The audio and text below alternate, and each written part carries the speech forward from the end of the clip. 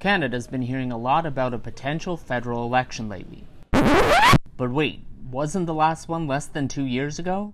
Certainly any government that is a minority government wants to become a majority government. It makes life easier for the government when you hold all the cards in a majority. So typically, over our 150-odd, 160, 75-year history, governments that are minority governments are looking for the opportunity to become a majority government. That's David Akin, Global's chief political correspondent, who is no stranger to covering Canadian election campaigns. Under Canada's Elections Act, the next election should take place October 16, 2023.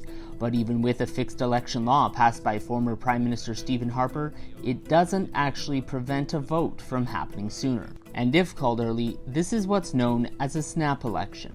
It is normal for prime ministers a minority prime minister to decide to have an election. I mean, that is the great advantage of being the prime minister, is you do have some significant control over when you decide to drop the writ. So, what are the signs there may be an election so soon? Candidates of the governing party, the Liberals, seem to be getting set to go. So, for example, Liberal HQ is sending out email blasts introducing its candidates in this riding and that riding, etc.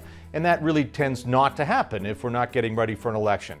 A whole bunch of ministers are crisscrossing the country too, doing the same thing, meeting with local Liberals, raising the flag, getting local press, handing out your cash.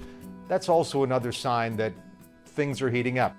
In late July, Prime Minister Justin Trudeau added to speculation by once again pinning an election on obstruction by opposition parties. When Conservatives in the House used every procedural tactic to try and delay, to block, to slow things down, the NDP stood aside and watched.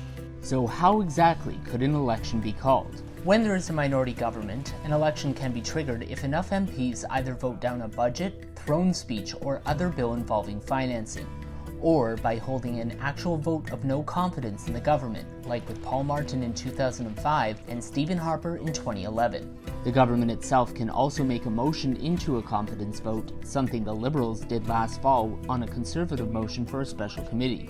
But with the House not currently sitting, there's really only one way for an election to be held this summer. The Prime Minister can ask the Governor-General to dissolve Parliament, often called dropping the writ, triggering a snap election, like Stephen Harper did in 2008. The Governor-General could reject that request, but that would be extremely rare. So why call an election during the summer? Pollsters often ask a generic question, do you think it's time for a change in government? And there really hasn't been, according to the polls, any real appetite among Canadians for change in government.